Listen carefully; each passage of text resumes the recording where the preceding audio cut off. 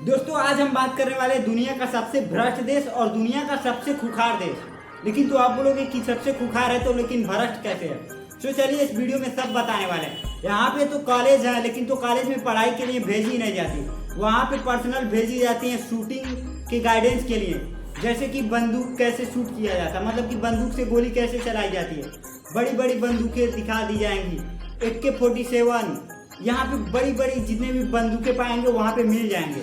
और वहाँ के मार्केट में बंदूकों के आलू के भाव में बेची जाती है। तो चलिए इस वीडियो में जानने वाले हैं कि ये कौन सा देश होने वाला और ये क्यों खुखार जाना जाता है और क्यों ये दुनिया का सबसे भूखड़ देश है। तो चलिए वीडियो को कंटिन्यू करते हैं। इस देश का नाम है सोमालिया और सोमालिया एक ऐसा देश है जो चारों तरफ से समुद्र से घिरा हुआ है। और जब समुद्र से देश कोई घिरा होता है तो वहाँ पे एक चीज़ देखी जाती है जेन्युइनली कि जब वो देश समुद्र से घिरा हुआ है तो मार्केटिंग के लिए दुनिया में सारी ट्रांसपोर्ट यानी कि यातायात और निर्यात करने के लिए वहाँ पे शिप की जानी जरूरी होती है। लेकिन तो वहाँ के लोग इतने खुखार होते हैं कि जब कोई भी शिप जा रही है, माल लेकर के जा रही है शिप, तो उसे ये लोग चारों तरफ से घेर लेते हैं और घेर करके ताबड़तोड़ फायरिंग करते हैं। आप बोलोगे कि इतना निडर देश कैसे हो गया। इतना निडर देश है सोमालिया। और इसकी सबसे एक खास बात ये है, ये लोग इतना क्यों नहीं डरते। ये लोग किसी भी जहाज को घेरते हैं तो एक तरफ से नहीं घेरते, क्योंकि एक तरफ से घेरेंगे तो कैप्टन किसी ना किसी तरह से जहाज को बचा लेगा। लेकिन तो ये लोग 5 या फिर 6 बोट से आते हैं, सिंपली बोट से आते हैं और एक जहाज पे धावा बोल देते हैं। धावा बोलने तक तो ठीक होता है, लेकिन तो फायरिंग भी करने लगते हैं। फायरिंग करने के टाइम कुछ लोग जहाज पे चढ़ जाते हैं और कैप्टन के सर पे बंदूक लगा दिए जाते हैं। आप लोग बोलोगे कि कैप्टन के सर पे बंदूक लगाना इतना इजी काम तो हो नहीं सकता। इतना इजी काम हो सकता है, क्योंकि जब इंटरनेशनल काम से कोई भी शिप जाती है तो उसमें वेपन ले जाना बैन होता है। आप किसी भी प्रकार का वेपन नहीं ले जा सकते और इसी का फायदा उठाते हैं ये लोग सोमालिया वाले। वेपन उनके पास होता नहीं और इनके पास भरपूर वेपन होता है। इसी के वजह से किसी भी जहाज को लूटने में आसानी इन्हें होती है। इन लोगों ने अपने आसपास के देश को जीना आराम कर रखा है। किसी देश की आर्थिक स्थिति आयात और निर्यात पे टिकी होती है, लेकिन तो ये लोग हाईजैक कर लेते हैं जहाज को ही और आयात निर्यात करने में उसके पड़ोसी देशों को काफी ज्यादा नुकसान झेलना पड़ता है। आप लोग बोलोगे वो पड़ोसी देश उस पर अटैक क्यों नहीं करता। अटैक करने के लिए एविडेंस होना चाहिए। एविडेंस वो लोग छोड़ते ही नहीं है, क्योंकि जो गन उनके पास होती है, अगर जब जिस देश का जहाज है उन देश में उस देश के एजेंसी में पता लग गया कि हमारा जहाज हाईजैक हो गया, तो उन लोगों को जब पता लगेगा कि हमारी जानकारी लीक हो गई है, तो वो लोग जितना वेपन लिए रहेंगे फिशिंग के बहाने गए होते हैं और जितनी भी वेपन लिए हैं आराम से समुद्र में गिरा देंगे। जब समुद्र में गिरा देंगे तो जब इन्हें घेर लिया जाता है तो आप ये लोग बोलेंगे कि प्रूफ क्या है कि हम लोगों ने आपके जहाज पे अटैक किया। प्रूफ कुछ ना मिलने के कारण इन देशों का कुछ नहीं हो पाता। लेकिन तो एक बार जब इंडिया की जहाज जा रही थी तो इन लोगों ने हाईजैक कर दिया।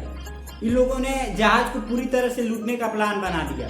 कैप्टन के सर पे जाकर के बंदूक रख दिया और कैप्टन से डिमांड करी कि 20 करोड़ या फिर 30 करोड़ मांगा। आप लोग बोलोगे इतना कीमत कैसे होता है। इतना कीमत होता है, कम से कम उस पर 200-300 कंटेनर होता है। कंटेनर में क्या होता है, आईफोन, मैकबुक, एप्पल की सारी ब्रांड चीजें होती हैं उसमें, तो उसका कीमत तो इतना है होगा ही। जब इंडिया की जहाज को इन लोगों ने हाईजैक कर लिया तो उसके कैप्टन ने जहाज को छोड़ के एक सेफ्टी रूम होती है जहाज में, नेवी के जवान थे, सबको उसमें सेफ्टी रूम में, और सब लोग सेफ्टी रूम में जब इकट्ठा हो गए तो इंडिया की एजेंसी को पता चला कि हमारा जहाज हाईजैक हो चुका है। जब पता चला कि हमारा जहाज हाईजैक हो चुका है तब इंडियन नेवी ने तुरंत फोर्स भेजा और सोमालिया वालों की तो बैंड बजा दी।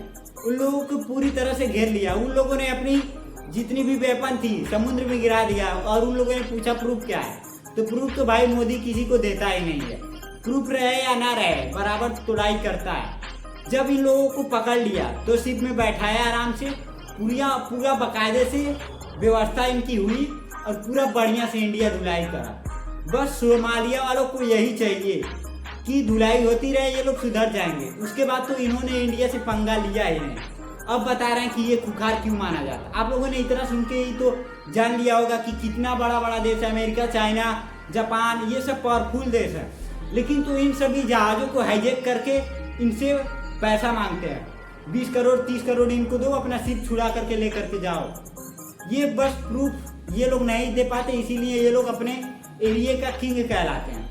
और जब बात आती है इनके देश की, तो इनका देश एक भूखंडर देश है जहाँ पे कुछ तो है ही नहीं।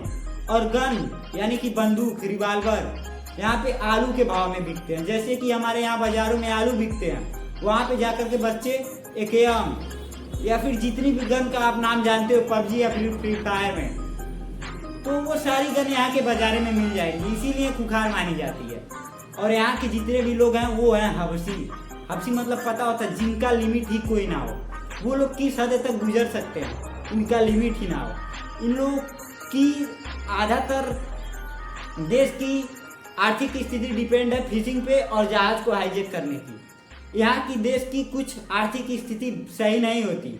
ये लोग अधिकतर अपने देश का 80% तक इनकम जहाज को हाईजैक करके कर लेते हैं, क्योंकि इनका फिशिंग तो उतना, कोई फिशिंग से कितना ही कमा लेगा। और ये लोग फिशिंग के बहाने ही जाकर के जहाज़ों को हाईजैक करते हैं और जहाज़ों को हाईजैक करके डिमांड करते हैं कि हमें 20 करोड़ 30 करोड़ दो, अपना जहाज हाईजैक जो है उसे लेकर के जाओ। क्योंकि एक शिप का मिनिमम अगर रेट होगा तो 50 करोड़ से कम होगा ही नहीं। इसलिए सोमालिया वाले दुनिया के सबसे भ्रष्ट देश और सबसे खुखार देश में जाने जाते हैं, क्योंकि यहाँ के बच्चा जहाज हाईजैक करने के लिए पहुँच जाता है और सक्सेस भी हो जाते हैं। दोस्तों, आपको ये फैक्ट जान करके कैसा लगा? अगर जब वीडियो अच्छी लगी होगी तो सब्सक्राइब कर देना। मेहनत तो दिख ही रहा है यार, काफ़ी ज़्यादा मेहनत हो रही है।